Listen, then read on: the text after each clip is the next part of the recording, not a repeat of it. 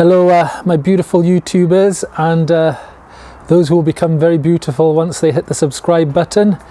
As the title shows, it's a year of me riding my bike and having my bike license, which is actually a lie because I'm so slow doing the videos. It's now 14 months really, so apologies for that, but I just wanted to run through a few simple things on things that I think I'm an expert at because it's been exactly a year and it's fresh in my mind, at the pros and cons and how to save money and just little tips, and it's not a video about bike riding as such, because that won't come out for another 10 years with me, because that's probably how long it takes to become a proper expert on a motorcycle, I think. So these are just things that can help out new riders and get you on the road nice and safely.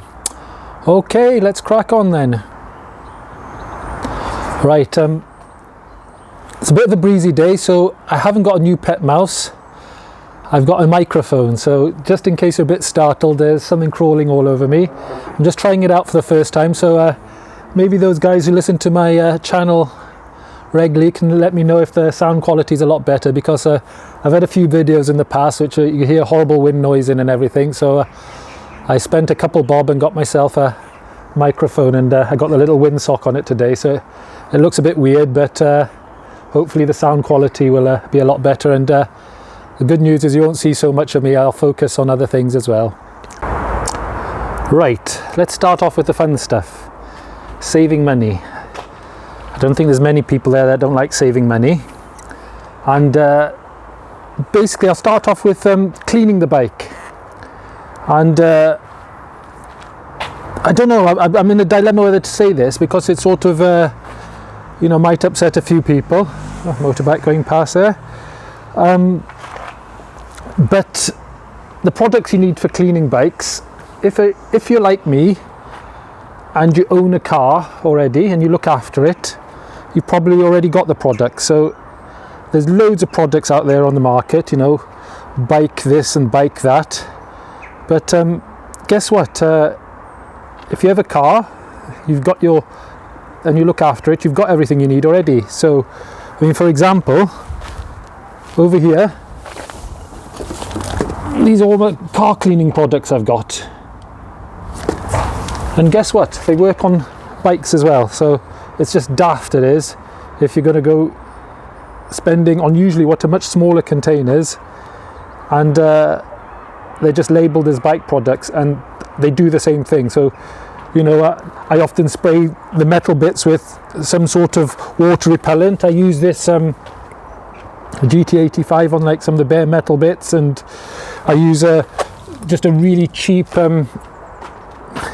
silicone spray on other plastics and bits and bobs, and as long as you don't spray it on the stopping bits there, the brakes, don't put any lubricants on there obviously, it'll do the job. So I use the analogy, my wife's got some fancy shampoo there. It's got this lovely long blonde locks sort of a woman on the front of it, Guess what? Cleans my hair as well. So it's just shampoo, isn't it? So all your car cleaning products, if you've already got them at hand, use them, because it's really daft. I mean, that's cheap as chips, that is, and buy it in any local auto store and it will clean your bike. So that's the first little money saving tip. Other things as well, things like phone holders and things like that. If you're doing some serious editing and you want something, but I've got one, and well, there it is, and clips on. I've got a little waterproof case, and I think I paid something like $7.99 or something like that from eBay, and it works perfectly, and keeps my phone safe. The only thing I would say is, I know like iPhones or something like that, I've heard they've got like a really sensitive lens on them or something, so you need like something with an anti-vibration mount or something like that to look after the phone lens or something like that on the camera. Other little things, especially to do with servicing your bike. I think I may have mentioned this before.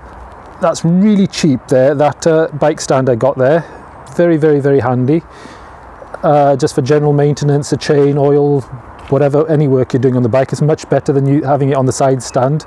I think I paid something like £27. I know you can buy them for like £500, but unless you're a bike mechanic or an extremely enthusiastic person that does loads of track days or whatever, or got a massive collection of bikes, buy the cheapest one, and it works. It does exactly what it's supposed to. So don't waste your money on those sorts of things.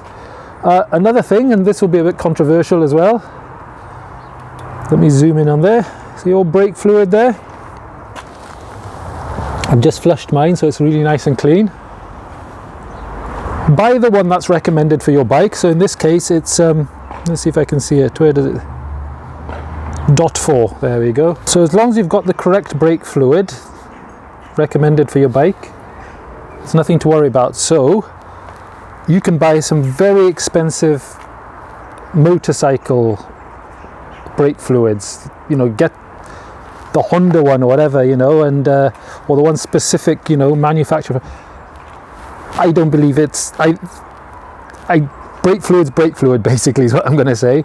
So if you can go to your auto store, you can buy a little half-litre one for about 12, 13, 14 pounds, or you can buy exactly the same thing for £3 and it will work. I promise you, there is no issue of safety or anything like that.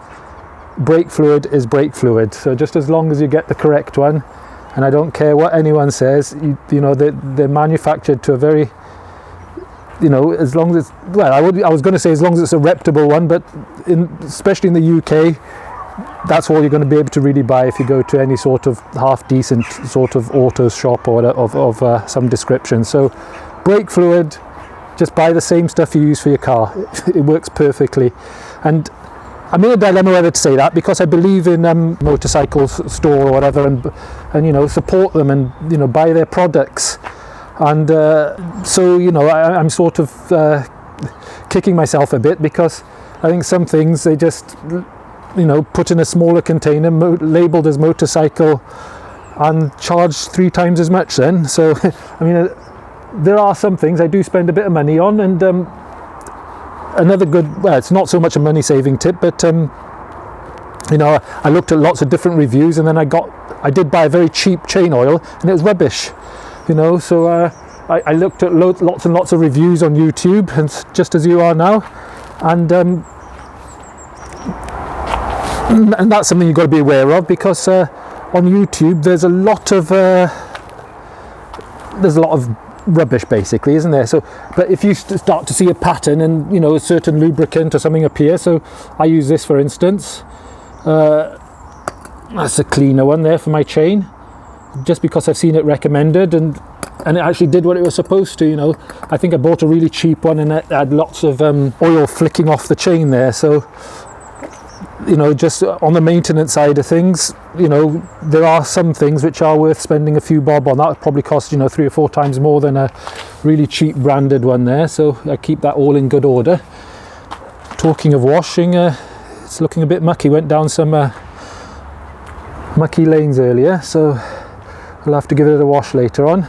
Another little saving thing, sort of, we'll come back to it, but I bought on the maintenance side of it, this little gizmo. Have I got that the right way up for you? Just to check your tyre pressures. I think it's about £1.50, and you think, oh, it's got to be rubbish for that sort of money, but I've checked it against a few other foot pumps, and checked the gate, and it's spot on, it's accurate. It takes 2 seconds and checks your things, cheap as anything. And here's another good little money saving thing, just from my local builder's yard, and highly recommend it. They're ear fenders, earplugs, so you could buy the proper motorcycle ones and spend 3, 4, 5 times as much. These do the job perfectly. So just have a little think. And then the other thing, which is definitely controversial, actually walk with me, let's come this way a minute into the old bike shed. Safety gear. How much do you spend on safety gear? What's your life worth? Obviously it's priceless, isn't it? And I'm going to talk about, I've been riding a year, and I think you can see 1, 2, 3, 4 motorcycle helmets there in my shed, and there's gear hanging there and gloves over there. Oh, let me know actually what you think about my little motorbike shed. I think it lives a bit better than I do, to be honest. And this is controversial, right? Because everyone will say, oh, there's no price. Buy the most expensive, the best you can afford, whatever. Yes and no. Right, as a beginner rider, I honestly believe you don't need to spend silly money, because things in this country, in the UK, I can't speak for anywhere else in the world, things are produced to a very specific specification, you know, for safety, etc. So obviously make sure it's stamped and it's got, you know, it's from somewhere reputable. And with a helmet, for instance, as a beginner, I can't honestly see any point in spending more than £300 on a helmet. And, you know, people say, oh, no, you should get, you know, the latest showy, whatever, this and that brand and whatever. And I think it's like a fine athlete. I think, you know, if you're Usain Bolt, he'll have the very most expensive, you probably won't even have to buy him, his sponsors would have gotten the very, very best. But, you know, you're not on a premium Ducati racer, you know, racing 500, you know, whatever people around a circuit. It will, you know, it's more than adequate. Once you progress and you know, money's no object, fair enough, you know. I think after then it becomes more of a fashion statement than a safety aspect. So I know that's going to be a bit controversial to some people, but I think especially if you're going from sort of, you know, I would say maximum of £300, there's plenty good safety gear, you know, jackets, and I mean jackets, you know, I think you'd probably get something pretty reasonable, you know, in the low sort of 200s or something like that, you know, and gloves, similar sort of things, you know, as long as they're sort of a half reputable make, and, you know, if it's from a motorcycle store in this country, they're going to be pretty decent anyway. So, you know, if money's no object, I think you can buy it, but then it's just a fashion statement. You know, you're not at the level where you require that sort of gear, you know, after a year of motorbiking. And, you know, people say, oh, you shouldn't be able to put a price on someone's skull or something, but I do believe that, you know, for the type of, you know, if you're a complete nutter. But I don't think a £12,000 helmet, 12,000, I was going to say a 1,200 rather,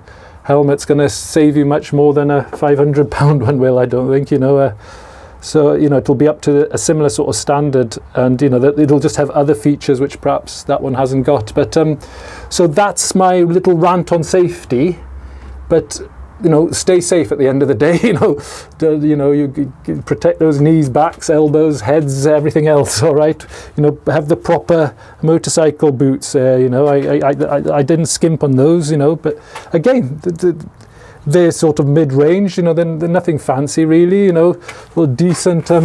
They seem quite good. I was quite pleased with those, and yeah, just, you know, a bit of common sense really, isn't it? And so that's my little go on safety. But so, you know, just as a beginner, you don't have to spend silly money, and you can be very safe. You know, I use the example of £300 for a helmet, and I'll put that at maximum, you know. And then, you know, if you start to take motorcycling a lot more seriously and you're doing whatever track days, whatever, you know, look at other gear then, and, you know, build up your collection or whatever. So, yeah, I got 4 helmets there, and I probably use one of them about 90% of the time, and the other one's a bit smaller for my wife to use as well there, so if she's on pillion there. So what next? Another slightly controversial one is, I think I showed it on one of my videos, they're more service parts really. You know, you don't necessarily have to buy the branded things for your bike. You know, there are other things which will work just as well. I mean, I did my brake pads a little while ago, and since then I've learnt there are plenty good brake pads there for about half the price, and they are practically exactly the same as what I've got on my bike. So yeah, you know, just use a bit of common sense, and you know, I bought some things which I sort of regret, to be honest, and but that's the learning curve really, isn't it? Right, I mentioned the simple task of doing something like checking the oil. It's very similar on most bikes. Some bikes have a little viewing window down here and you can see the level of the oil. Mine's got a dipstick there, so I've got a bit of a confession. I know what it is already because I've just checked it and we're on minimum. So I thought I'd show you a really simple how easy it is. So I got a bit of kitchen roll handy here. Just wipe it clean there, and on my bike you don't screw it back in to check it, but you obviously just check your manual and see what it says. So just place it on the top like that and pull it back out, and we're bang on minimum there. So it is low, and I've checked it, everything's upright and as it should be, so we need to top that up. So give that a good clean off there. I'll just put that over there, and this is the oil I've got. Like I said, I haven't gone out and got a specific Honda one or whatever. I think this costs about £9 or around about there, and it's the recommended weight and everything for the oil. It's a bike oil, and I think that's about the most important bit really. So just make sure you got what your manual recommends basically. So here goes, and I haven't got a clue how much oil I actually need. You know, I know how much the bike takes, but at the current position, so have a bit of common sense, just put a little bit in and try it, you know, rather than put a lot in and you find you've put too much in there. So that's exactly what I'm going to do, because I haven't got a clue how much I actually need to put in. So you can always add more. Taking out is a bit trickier, so I'm just going to put a few glugs in there. A nice interesting colour. There we go, I think that'll do me. Wait for it to settle a bit. Make sure everything stays nice and clean. And we'll give it another try, see where we're at.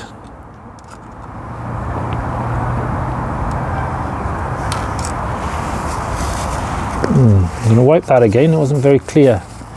Interesting colour, it's a sort of a reddish colour rather than the usual gold sort of colour I'm used to. So we're just above minimum there, so I like to go towards maximum. You know, people always say, oh, put it in between. I always just head towards maximum. So let's stick another little glug in there.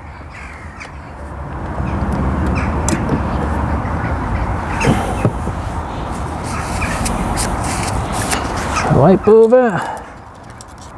Oh, a bit shaky going in there. Must be my age. Right, I think we're close. So let's discard that, get a bit of clean. Just check it again.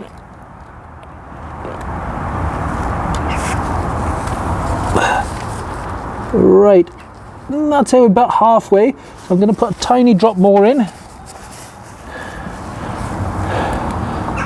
No, improve superior acceleration. We'll have to test that out, eh? I love the jargon they have on these things. I don't know if I'd actually notice that. There we are, that's perfect now. So it's sort of about 3/4 of the way up towards maximum there. I'm happy with that. Like I said, you can always put more in. That's easier. So yeah, so on this particular bike you don't check it when it's screwed down like that. You check it just in the on position there. So how long did that take? Not very long at all. Simplest job in the world. Do you need to take it to a garage for that? It's your choice, but if you're really not able to do that, perhaps motorcycling's not for you. Right, I passed my test now 14 months ago, but it hasn't stopped me practicing. It's a nice quiet Sunday afternoon. I'm in this industrial estate here. There's no vehicles about, and I can't emphasize enough, even though you've passed your test, don't stop practicing. There's a multitude of things you can do here. Do all your emergency stops, your figures of eights, your U-turns. and nothing's a big shocker then when you go and hit the roads, you know, because you've already practiced. It's the same environment. I got giveaway signs there, your road markings, your pavements. So keep practicing, and in 5 years' time I'm going to still be practicing, so you know exactly how the bike behaves. And you know, if someone walks out, it's not a matter, you know how to react, and you're not going to panic and do something silly. So that's probably the biggest tip I can give, is don't stop practicing. Right, you've passed your test and you're ready to hit the road. Please guys, so simple, keep up the maintenance, you know, just for your own sake, for your own safety. And this is coming from someone who's not big on health and safety, but your safety is paramount, honestly. And it's so simple, you know, the bike's only from here to here, 2 wheels, very small. And I think that sort of lends itself. Talking of wheels, they're the big thing to look after. You've got 2 tiny contact points there and there. It's about the size of a 50 pence if I recollect from someone telling me. You know, if you drive a car, you've got 4 contact points, you know, about the size of a dish plate. So they're the main things I would say. Make sure they're right. Make sure they've got lots of tread on them, really good condition. And even if they've got lots of tread on them, check the age of them. They could be cracked and old, and just like everything, just like me and you, we've got a use by date. Make sure your tyres are in very good condition, because they're the only thing that's keeping you in contact with the road. You know, they're for stopping, accelerating, balance, etc., etc. So that's the main thing. And people can't believe it when I say it. I check my tyre pressures every single time I go out, and I've seen people say, oh, you know, give them a squeeze like that, you know, and that should give you load of rubbish. I would not do that. I would make sure you know the exact pressure. You cannot squeeze this tyre and tell the difference between 30 psi and 36 psi, or you know, you know, you can't humanly do that. You know, you haven't got, you know, very few people I know have got the actual strength to squeeze a tyre like that and know there's adequate pressure in it. So I think I showed you earlier on, I've got this here, takes 2 seconds, quick zap on the valve, and I get my tyre pressure, and it is literally all of 10 seconds.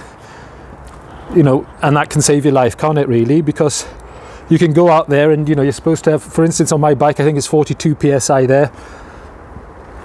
You don't know from ride to ride if you've managed to pick up a puncture or something. So big emphasis, check the 2 black round things that make contact with the ground are in really good shape, you know.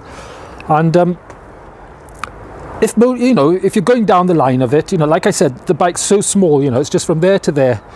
Give it a good check over every so often, you know. I wouldn't say, you know, I don't classify myself as a rated mechanic or something, but there's not a great deal, you know, when you compare it to a car, you know. You've got your engine and that's it. I mean, I've just shown you now, I'll show you in a minute, I'm doing the oil.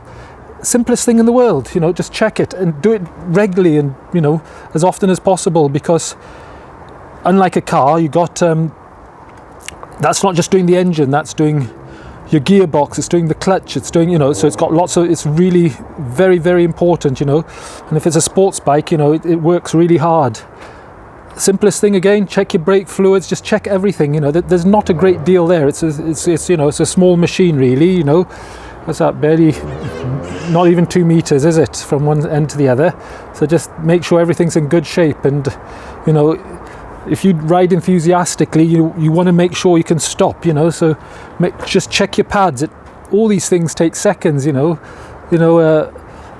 and simple maintenance things. I just flushed my brake fluid recently. Easiest thing in the world to do. Literally just drained out what was in there, put new stuff there, and just kept pumping it through until it was, I wish I'd done a video on it, to be honest. It takes no time at all. And brake fluid, they say generally, you know, I mean, if you're a very enthusiastic rider, you know, you'll be changing it monthly rather than, I think they recommend about 2 years.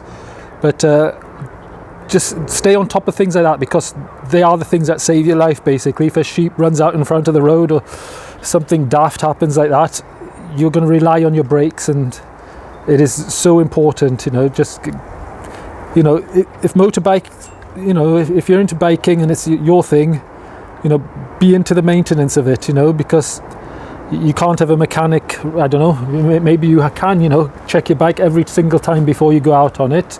Check your coolants as well. And I flush that regularly as well, because brake fluid, coolants and things like that, they deteriorate, and just keep everything up to...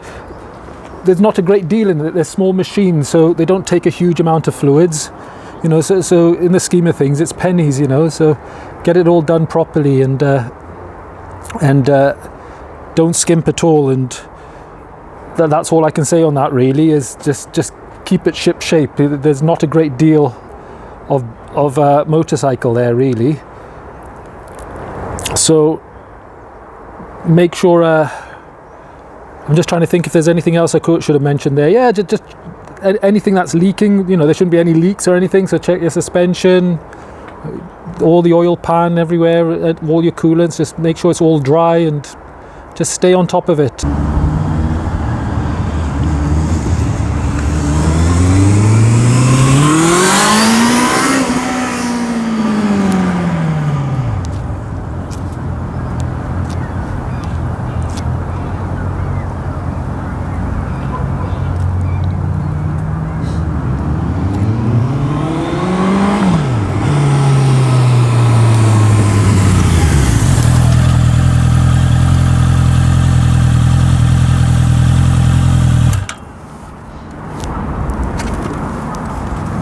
So then, what's more important? Going fast or stopping? Right, I did a little clip just now. People, you got a sport, if you got something a bit sporty, there's a big emphasis on how fast it can go and how powerful it is. But more important than that is how quickly and how well and safely it can stop. So before all this nice big shiny thing that makes a lovely noise and probably gets your heart racing a bit, this is more important, your brakes. So there's no point doing 100 mile an hour if you're not going to be able to stop, so just make sure you can stop all the time, every time, consistently. Keep your brakes in really good shape, so just do all the maintenance you can on there. I'd honestly say that's more important than that. So great if you can go, but if your engine goes, you're going to survive. If your brakes go, it could be a lot more tragic, so just make sure your brakes are in really good shape and they feel right, they work correctly. So on the maintenance side of things, I would say that's probably, along with your tyres and brakes, the things that are, controlling your contact on the road, they're the big one for me. Especially as a new rider, you want to have confidence in things like that, so make sure they're in good shape. Right, so you're new to motorbike, motorcycling, biking, I don't know. Anyway, you will not go wrong, guys. You new riders, this is what this video set out for. I'm not claiming to be any expert on anything more than that. I'm just going on my experience for the first year, but you won't go wrong getting a manual for your bike.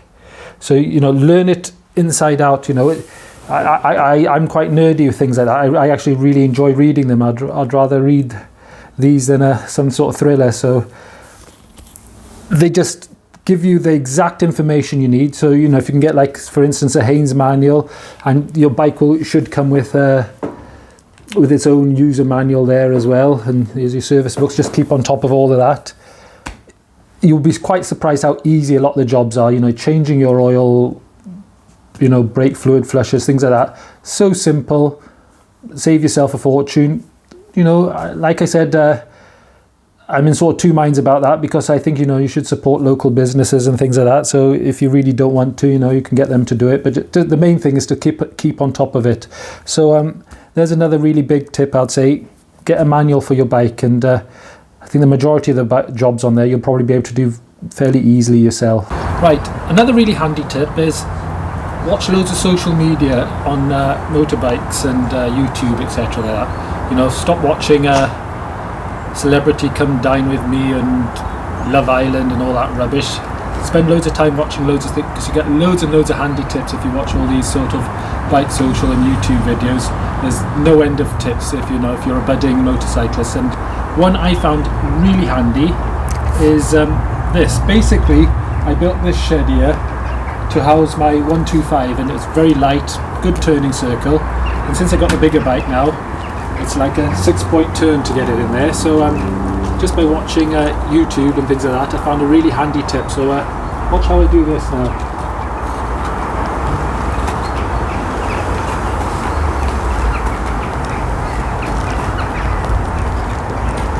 Right, turn your steering wheel on full lock. Gonna pivot it on the side stand.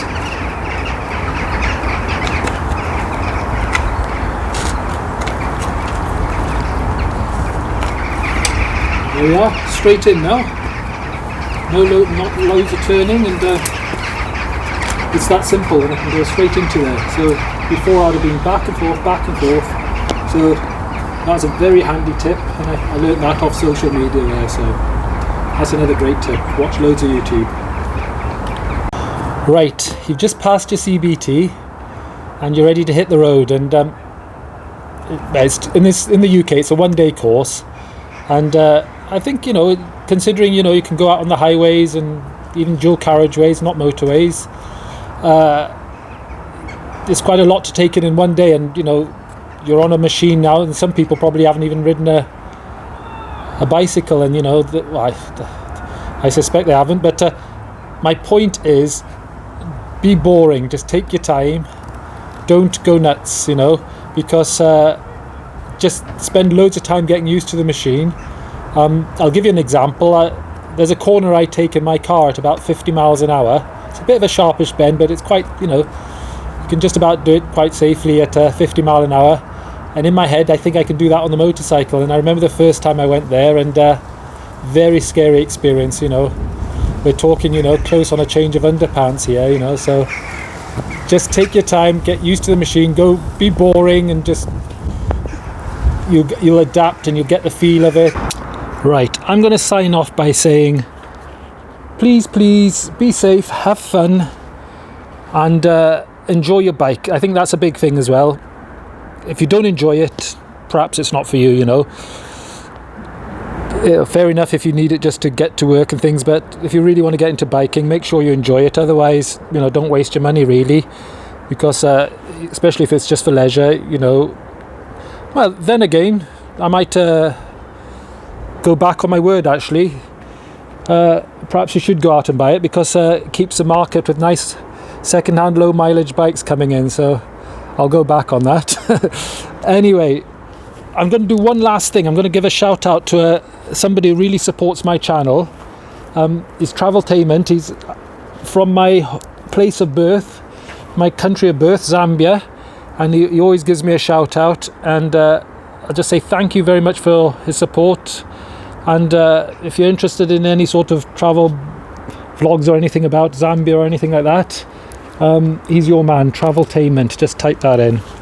Okay guys, ride safe, and have a good motorbiking.